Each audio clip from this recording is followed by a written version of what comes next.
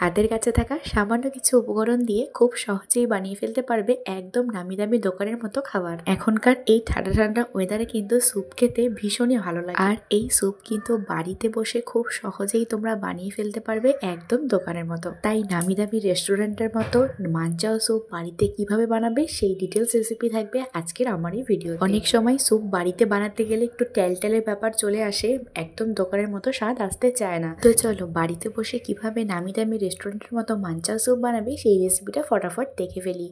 একদম দোকানের মতো স্বাদ আনার জন্য প্রথমেই তোমাদেরকে একটা ভেজিটেবল স্টক বানিয়ে নিতে হবে। তার জন্য বাঁধাকপি, পেঁয়াজকলি, শসা, গাজর, ক্যাপসিকাম, ধনেপাতার যে এক্সট্রা পার্টগুলো আছে, যেগুলো আমি ভিডিওতে ইতিমধ্যে দেখিয়ে দিয়েছি, সেই পার্টগুলোকে গরম জলের মধ্যে 7 থেকে 8 মিনিট ফুটিয়ে নিলে এরকম একটা ভেজিটেবল স্টক রেডি হয়ে যাবে।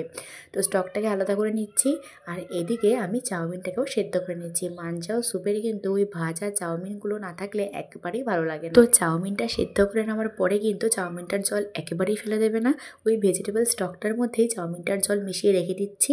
আর এইদিকে চাউমিনটার মধ্যে সামান্য একটু সাদা তেল আর লবণ মাখিয়ে রেখে দিচ্ছি, পরে আমরা ভেজে নেব।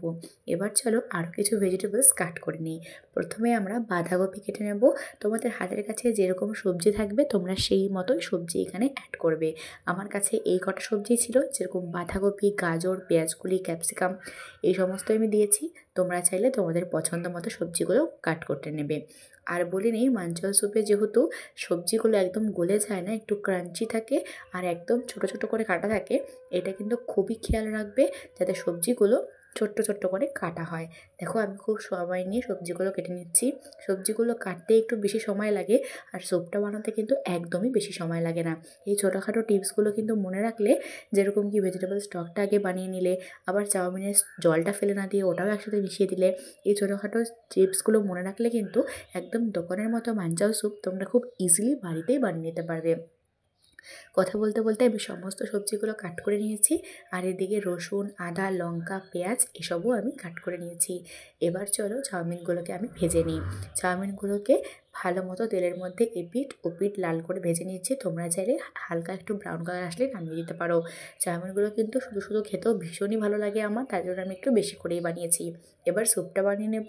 তেলের মধ্যে রসুন কুচি, আদা কুচি, লঙ্কা কুচি দিয়ে 1 থেকে 2 সেকেন্ড নাড়ানাড়ি করার পরেই দিয়ে দিচ্ছি বাঁধাকপি, গাজর, ক্যাপসিকাম, পেঁয়াজ, সমস্ত কিছু সবজি দিয়ে সামান্য একটু লবণ দিয়ে হাই হিটে ভাজা ভাজা করে নেব 3 থেকে 4 সেকেন্ড। ভাজা ভাজা করে নেওয়ার পরে ওই ভেজিটেবল স্টকটা অ্যাড করে দেবো কিছু সস, যেমন soya sauce, red chilli sauce, tomato ketchup আর গোলমরিচের গুঁড়ো।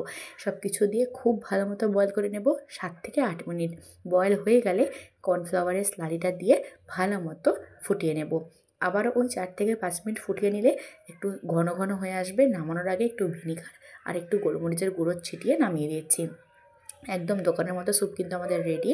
এবার চলো এই মাঞ্চাগুলো, মানে স্যুপের সাথে যে চাউমিনগুলো বিক্রি করে দোকানে, সেই চাউমিনগুলো একটু ভেঙে নিচ্ছি আর ওপর থেকে সার্ভ করে দিলাম।